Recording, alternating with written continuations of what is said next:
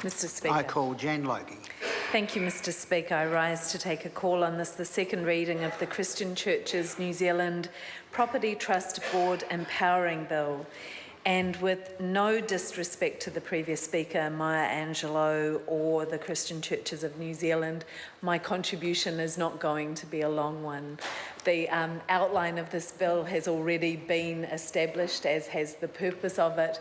And some bills that come to this House, it's appropriate for them to come to the House. And there are some bills, as this is, that are appropriate to be considered by the House that are not controversial and that are actually not dealing with any particularly deep issues. And I would submit that this is one of those times. So my contribution will be kept relatively short.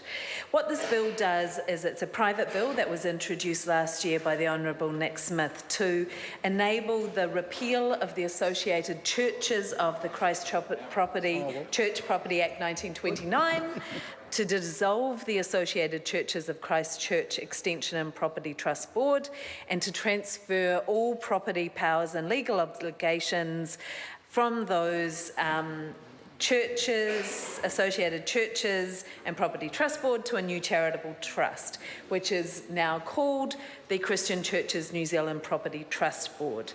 And this gives them the legal power to do that.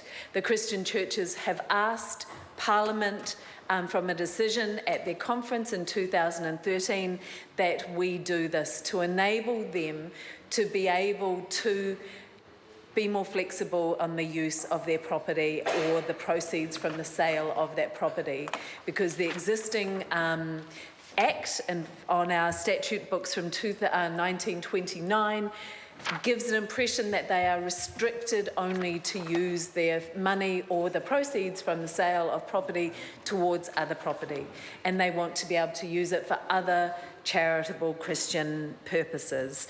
So it's actually incredibly simple. The one matter of possible discussion or dissent that was considered in select committee was whether there should be a sunset clause to this bill, so that there would no longer be an act, that they wouldn't have any standing in terms of statutory acts on the bill. There was a decision made consciously in select committee to reject the idea of the sunset clause, even though it's a good idea to have as few bills on acts on the table as possible.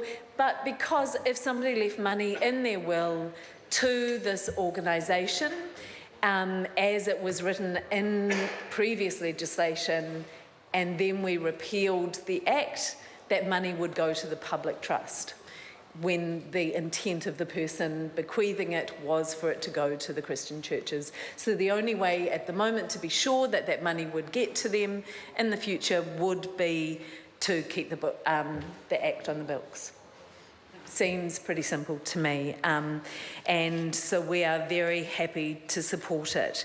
I would just kind of comment that I think the explanatory note for the bill has some really fascinating history in it.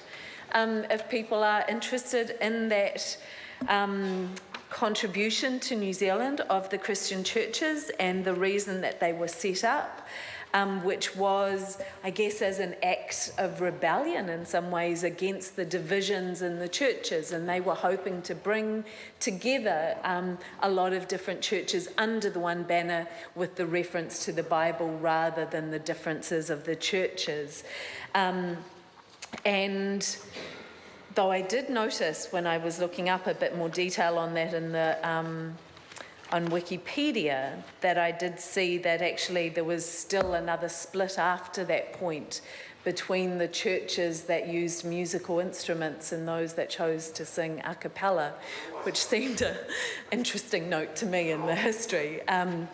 But it's, this is an organisation or in a church that has been in New Zealand. The first was established in Nelson in 1844. They have been part of our landscape and our social fabric for a very long time. And so it's not such a bad thing that I guess the axe is still on the book, at least for the reference to that continued thread of history. We support it. Mr. Speaker.